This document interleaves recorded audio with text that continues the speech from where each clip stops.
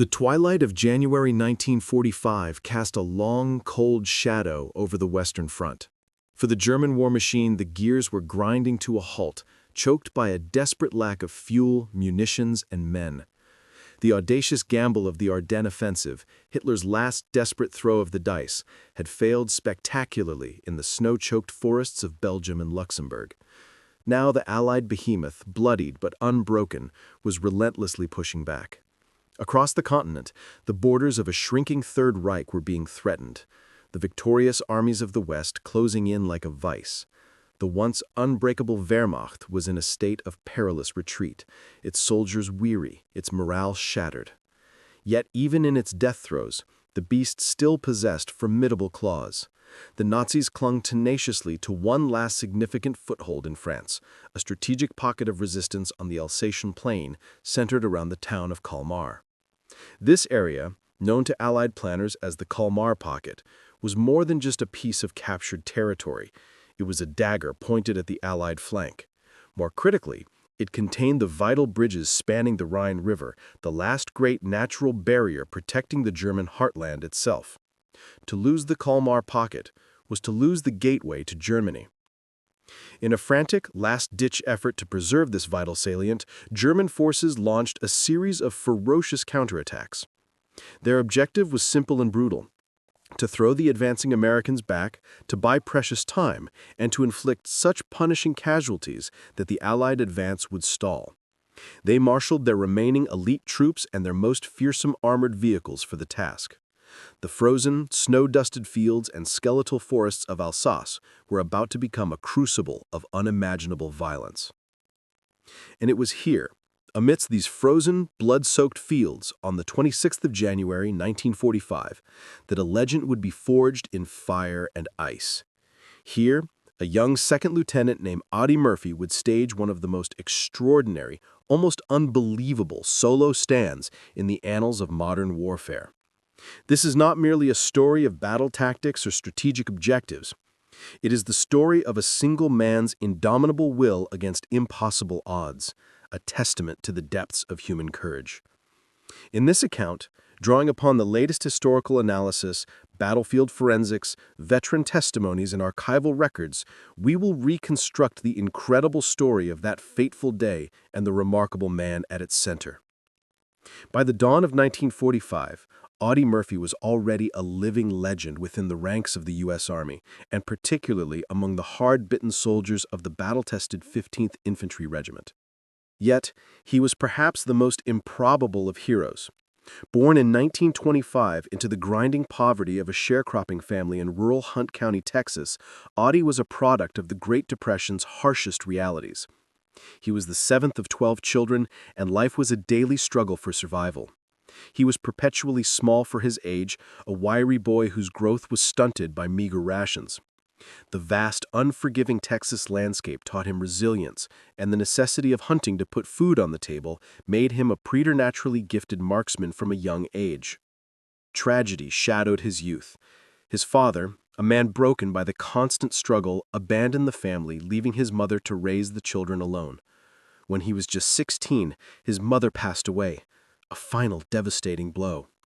The young boy was forced to drop out of the 5th grade to work any odd job he could find, picking cotton, working at a gas station, to support his younger siblings. The weight of the world had settled on his narrow shoulders long before he ever donned a uniform. When the bombs fell on Pearl Harbor, a fire of patriotism was ignited in the young Texan. He felt an overwhelming urge to serve, to fight for the country that, despite its hardships, was his home. However, his path to service was fraught with rejection. He first tried to enlist in the Marine Corps, but at a mere 5'5" and weighing only 112 pounds, he was unceremoniously turned away for being too small. The Navy and the Army paratroopers also rejected him on the same grounds. Undeterred, he persisted, and finally, with the help of his older sister, who falsified documents to make him appear 18, he was accepted into the Army in June 1942, a week after his 17th birthday. His medical records from his induction paint a stark picture. 65 inches tall, 112 pounds, with a slender build. His boyish face and slight frame immediately earned him the derisive nickname Baby during basic training. He was an unassuming figure, easily lost in a crowd of broad-shouldered farm boys and tough city kids. Few, if any, who saw him then could have foreseen the warrior that lay dormant. But as history would so dramatically prove, what Audie Murphy lacked in physical stature, he would compensate for 1,000 times over with a reservoir of courage, tactical brilliance, and a quiet, ferocious lethality that would leave both his allies and his enemies in awe. Audie Murphy's trial by fire began when he set foot in North Africa in February 1943. He was assigned as a replacement to Company B, 1st Battalion, 15th Infantry Regiment, part of the famed 3rd Infantry Division. It did not take long for his superiors to notice something special about the quiet private from Texas. He was a quick thinker, possessed an uncanny situational awareness, and was, without question, one of the finest shots in the entire company. He absorbed the lessons of combat with an unnerving calm, his mind always working, analyzing, and anticipating the enemy's moves. In July 1943, he tasted combat for the first time, landing at Licata during the Allied invasion of Sicily. This marked the beginning of a near-continuous period of front-line combat that would stretch, almost unbroken, until the final days of the war in May 1945. Murphy was not a soldier who shirked from danger. He sought it out. He seemed to possess a fundamental misunderstanding of fear, or perhaps a unique ability to master it. His natural leadership and aggressive spirit saw him promoted to corporal by the end of the month. The Italian mainland campaign would be the furnace where his reputation was truly forged. During the landings at Salerno in September, his platoon was pinned down by a blistering storm of fire from a German machine gun crew. While his comrades hugged the earth, Murphy, acting on pure instinct, used the terrain for cover, advanced alone, and single-handedly silenced the enemy position with a hail of rifle fire and grenades. It was a stunning act of individual bravery. By December, he was a sergeant, leading a squad in the brutal, grinding battles for the Anzio beachhead. Here, amidst the mud and carnage, he ambushed a German patrol, and later, using rifle grenades, destroyed a formidable German tank that had been terrorizing his sector, a feat that earned him the Bronze Star with V device for valor. Throughout these campaigns, Murphy was plagued by bouts of malaria, a debilitating illness that would have sent most men to a rear-area hospital for weeks. But Murphy consistently refused evacuation. On one occasion, he was so ill that he had to be forcibly removed from the line and taken to an aid station. True to form, he was back with his unit within days, his resolve unshaken. In August 1944, his unit participated in Operation Dragoon, the Allied invasion of southern France. The legend continued to grow. Near Ramatuelle, his best friend, Laddie Tipton, was killed by a German machine gun crew pretending to surrender. Enraged, Murphy charged the position alone. In a cold, calculated fury, he killed the crew with their own machine gun, then used the captured weapon to eliminate several other nearby German positions. This act of breathtaking audacity earned him the Distinguished Service Cross, the nation's second highest award for valor. In October 1944, near the Lumec quarry, his incredible exploits reached a new zenith. In the span of just 3 days, he earned 2 Silver Stars. In the first action, he crawled alone toward a German machine gun that had his company pinned down, killed 4 of the crew, and wounded 3 more. 2 days later, while leading a patrol, he was ambushed by German snipers. Despite being wounded himself, he killed the 2 snipers, then proceeded to single-handedly assault and destroy another machine gun nest, killing or capturing its entire crew. These actions were so extraordinary that they resulted in a rare battlefield commission, promoting him directly from staff sergeant to second lieutenant. But this heroism came at a steep price. During the second Silver Star action, a German sniper's bullet struck him in the hip. The wound became gangrenous, and he was evacuated to a hospital, where he remained for several months. For any other soldier, this would have been the end of their war. But Audie Murphy was not any other soldier. Against doctor's orders, he discharged himself from the hospital and, still limping and in pain, rejoined his unit. And so it was that in the bitter cold of January 1945, Second Lieutenant Audie Murphy, impossibly still only 19 years old, found himself commanding what was left of his beloved Company B, 15th Infantry Regiment, embroiled in the savage fighting for the Colmar Pocket. They had already endured days of relentless close-quarters combat to clear German forces from the surrounding woods. The cost had been staggering. The company, which should have numbered over 120 men, was reduced to a mere 40 effectives. Murphy, who had started as a private in this very company, was now its commanding officer. And, unbeknownst to them, they were positioned directly in the path of a major German counteroffensive. Official records tell us that the 3rd Infantry Division, to which the 15th Regiment belonged, was holding a defensive line just outside the village of Holtzwihr in late January. But where exactly on this vast, scarred landscape did this epic stand take place? For decades after the war, the precise location was lost to the mists of time. However, Murphy himself, in his autobiography, provided a crucial clue, a cartographer's key to his memory. We were at the bottom of a rough U, the sides of which were formed by finger-like extensions of the woods that stretched toward Holtzwihr.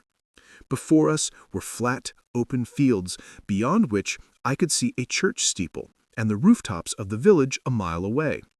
The narrow road on which we had trudged led from the woods to the town.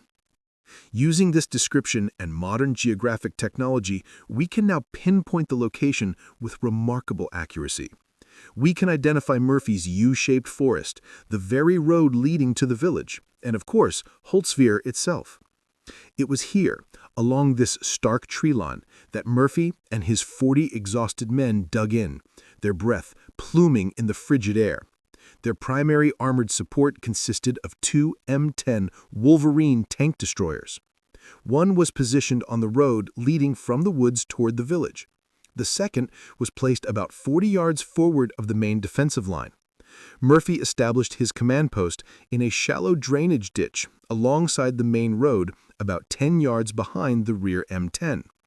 His personal arsenal was meager: a standard M1 carbine, a pair of binoculars, a map, and a field telephone, his lifeline to the artillery batteries miles to the rear. The position was a soldier's nightmare for several reasons. First, the ground was frozen solid, making it nearly impossible to dig effective foxholes. The men scraped shallow depressions in the icy earth, offering minimal protection. To keep their feet from freezing, they had to constantly move, stamping their boots in the deep snow. Second, the main American support elements were a full mile behind them, awaiting reinforcements before they could advance and strengthen the line. With the Germans still holding the northern edge of Holtzwihr, just 400 yards away, these fields had become a desolate and terrifying no-man's land.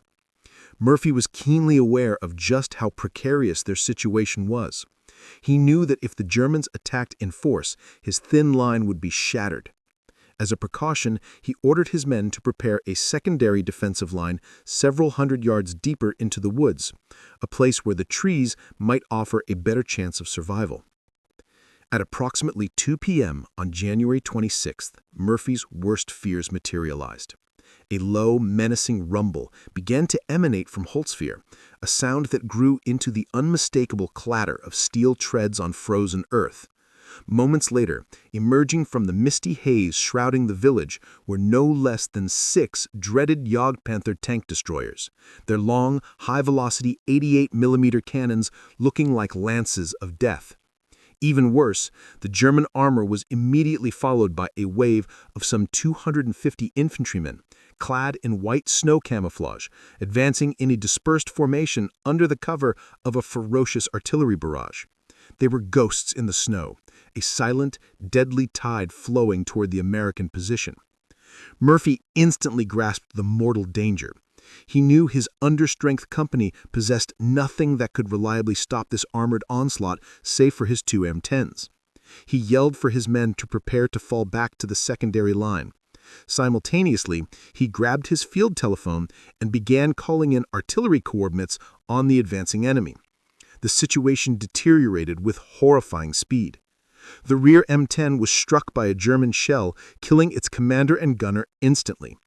Black, oily smoke began to pour from its hatches as the surviving crewmen bailed out and scrambled for the rear through a hail of machine gun fire. The second M10, in its more exposed position, fought back gamely, with its 3-inch gun firing repeatedly as it attempted to reverse into the relative safety of the tree line. Murphy watched with a sinking heart as its shells struck the thick, sloped frontal armor of the Jagdpanthers, only to ricochet off harmlessly into the sky.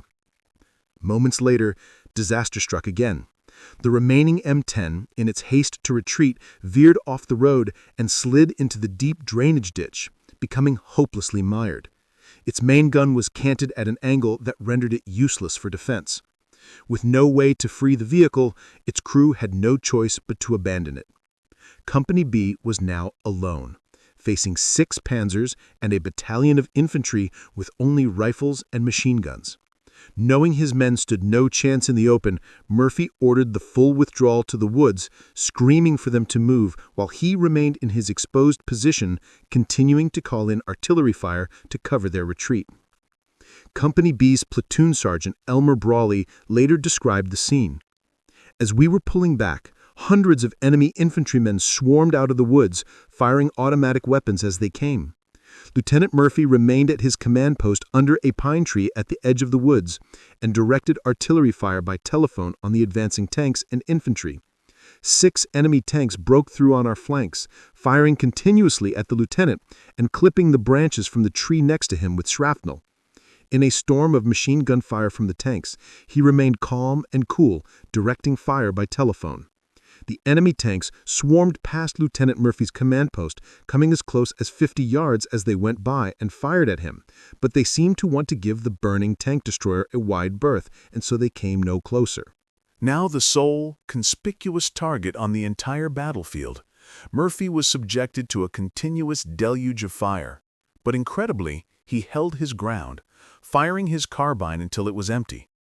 Then he made a decision that defied all logic and instinct for self-preservation. He scrambled 10 yards back to the cover of the burning, smoke-belching M10 tank destroyer. It was an exceptionally dangerous place to be.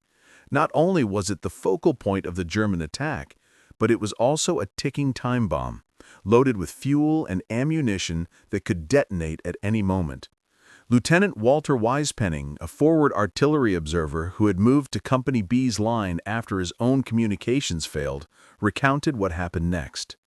While we were trying to hold back the tanks with spotting artillery and bazooka rockets, the German infantry line, consisting of 2 full companies of 125 men each, swept across the open meadow in a semicircle. As they advanced, they fired their submachine guns and rifles at Lieutenant Murphy. Then I saw Lieutenant Murphy do the bravest thing I have ever seen any man do in combat. With the Germans only 100 yards away and still advancing on him, he climbed up on the smoldering tank destroyer and began firing the 50 caliber machine gun at the German infantry. He was completely exposed, a silhouetted figure against the bare trees and white snow, and with the flames below that could, at any moment, explode the wrecked vehicle and its 80 rounds of 3-inch shells. Machine gun bullets, submachine gun slugs, and rifle fire whined and ricocheted all around him. There, atop a pyre, Murphy stood his ground. He swung the heavy 50 caliber machine gun and unleashed a torrent of devastating fire into the advancing German infantry.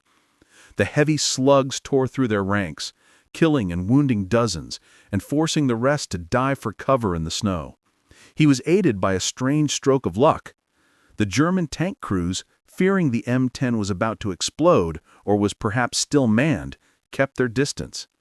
Partially shrouded by the acrid smoke billowing from the vehicle, Murphy remained a spectral, deadly presence for the next half hour. He single-handedly broke up every attempt by the Germans to advance. alternating between firing the machine gun and calling down artillery fire on the enemy's coordinates, all while standing on a bomb. In classic, understated Murphy fashion, he later wrote, "I was only conscious that the smoke and the turret were a good screen, and that for the first time in 3 days, my feet were warm." Unable to push into the woods and stymied by Murphy's fire, the German tanks halted in the field, waiting for their infantry to clear the way. From the German perspective, the annihilating 50 caliber fire was now the primary obstacle. All attention was turned to this single, defiant figure.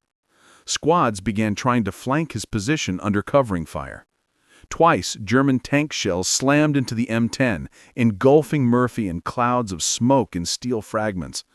Both times, miraculously, he re-emerged from the smoke and resumed firing. Perched in this maelstrom, he had to simultaneously fire, direct artillery, dodge enemy fire, and watch his open flanks. And he did. Peering through the swirling smoke, he detected movement just yards away. He swung the big machine gun just in time to spot a squad of 12 Germans emerging from a ditch preparing to rush his position, and undoubtedly kill him. He opened fire on them from a range of just 10 yards, cutting down the entire squad. The immediate threat was gone, but his situation remained desperate. Once more, he got on the phone to the artillery. On the other end of the line, a radio operator, trying to gauge the urgency, asked, "How close are they to your position?" Murphy's legendary reply entered the annals of military history. "Just hold the line and I'll let you talk to one of the bastards." If the gravity of the situation was not yet clear, Murphy's next set of coordinates for the artillery barrage was his own position. Moments later, American shrapnel mingled with German steel, whining and pinging off the burning hull of the tank destroyer. In this final desperate gambit to break the enemy attack, Audie's luck held. Now bleeding from a shrapnel wound to his leg, an aggravation of his old hip injury, he continued to fight, pouring fire into the beleaguered Germans who, after more than an hour of fighting against a single, seemingly invincible man, finally began to break. Private First Class Anthony Abramsky, who had been watching from the new Company B line, recalled, "For an hour he held off the enemy, single-handedly fighting against impossible odds. When the last round of ammunition was fired, Lieutenant Murphy climbed painfully down from the top of the tank destroyer and made his way back to our position. Though his wound looked bad, he refused to wait for treatment. He reorganized the company and led us in a charge that drove the Germans back into the woods from where they had come. After he had done that, he stopped for first aid on the battlefield, but he would not accept evacuation. The fight that Lieutenant Murphy put on was the greatest display of guts and courage I have ever seen any man do in combat. 1 in a million would be willing to stand on a burning vehicle loaded with explosives and hold off 250 enemy troops for an hour, and do that all while wounded. He must have killed and wounded about 100 of them with his spotting artillery and 50 caliber fire. Murphy himself remembered that moments after he limped away from the M10, while still under fire, he heard the vehicle's ammunition cook off in a massive explosion that would have certainly killed him had he remained for even another minute. It is no exaggeration to say that Audie Murphy's actions, supported by the artillery he so brilliantly directed, were solely responsible for halting the German attack and, in the words of his battalion commander, Lieutenant Colonel Keith Lee Ware, saving what was left of Company B from certain encirclement and annihilation. Today, a simple monument stands at the site of the battle, dedicated to Audie Murphy and all the soldiers of the 3rd Infantry Division, who fought and died for the liberation of France. In the days following his incredible stand, reports of his gallantry spread like wildfire through the command structure. It was no surprise when he was recommended for, and deservedly awarded, the United States' highest military decoration for valor, the Medal of Honor. It was presented to him on June 2, 1945, near Salzburg, Austria. On that day, a nervous, shy Murphy received a host of awards, including the Legion of Merit, presented by Lieutenant General Alexander Patch. The general, sensing the young officer's unease, reportedly whispered, "I wonder if you're as nervous as I am." Murphy's reply, Yes, sir, I'm afraid I am. Second Lieutenant Audie Murphy returned to the United States in August 1945, just days shy of his 21st birthday, and was honorably discharged from active duty the following month. He later accepted a commission as a captain in the Texas National Guard in 1950 and was subsequently nominated for promotion to major. However, because he lacked the formal education required for the rank, a special waiver board had to be convened. The following is an excerpt from a memorandum sent to the Chief of the National Guard Bureau regarding his case. A review of Captain Murphy's records indicates he has been awarded the Medal of Honor, Distinguished Service Cross, Silver Star with Oak Leaf Cluster, Legion of Merit, Bronze Star with V Device and Oak Leaf Cluster, Purple Heart with Second Oak Leaf Cluster, American Campaign Medal, European African Middle Eastern Campaign Medal with 1 Silver Service Star, 3 Bronze Service Stars, and 1 Bronze Arrowhead, World War II Victory Medal, Combat Infantryman Badge, Marksman Badge with Rifle Bar, Expert Badge with Bayonet Bar, French Fourragère in the colors of the Croix de Guerre, French Legion of Honor Grade of Chevalier, French Croix de Guerre with Silver Star, and the Belgian Croix de Guerre with Palm. After careful consideration, it was decided that Murphy, the most decorated American soldier of World War II, had likely met the necessary qualifications. The promotion to major was confirmed. Upon his return to civilian life, Murphy was a national celebrity. His face graced the cover of Life magazine. Offers soon poured in from Hollywood, leading to a successful acting career that spanned over 40 films, mostly westerns. His most famous role, however, was playing himself in the 1955 film adaptation of his autobiography To Hell and Back. The film was a blockbuster, and for years it held the record as Universal Studios' highest-grossing picture. But beneath the veneer of Hollywood success, Murphy was a man haunted by the ghosts of his past.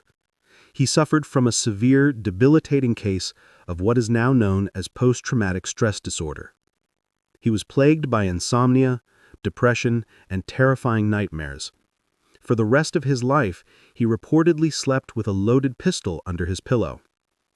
In an era when the mental scars of war were poorly understood and often stigmatized as a sign of weakness, Murphy became one of the first and most prominent veterans to speak openly about his struggles. He broke the silence, advocating for the U.S. government to devote more attention and funding to studying the emotional impact of combat on veterans.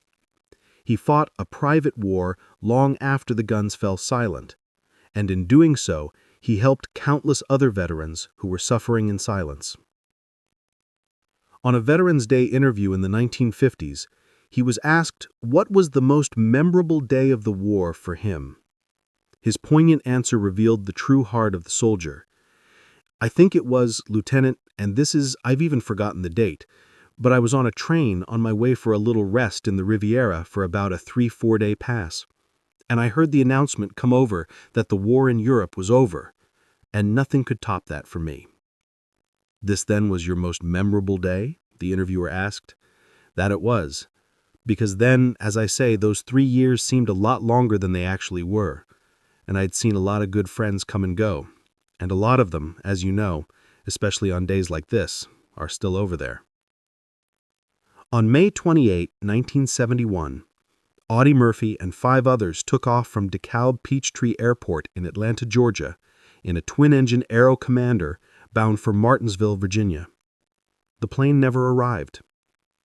It was later discovered to have crashed into the side of a mountain in foggy, rainy weather, killing all 6 people aboard. Audie Murphy was only 45 years old. He was buried with full military honors at Arlington National Cemetery on Monday, June 7, 1971. In accordance with a prior request he had made, the special gold leaf inscription, reserved for Medal of Honor recipients, was omitted from his headstone. He wanted his final resting place to be that of a common soldier, undistinguishable from the thousands of others who lay beside him in silent tribute to their service. His grave is now one of the most visited sites in the cemetery. a simple white stone that tells only a fraction of an immense story. A story of a small boy from Texas who went to hell and back, who became an American legend, and who never, ever forgot the men who didn't come home. He was a hero not just for what he did on the battlefield, but for the quiet, courageous battle he fought for the rest of his life.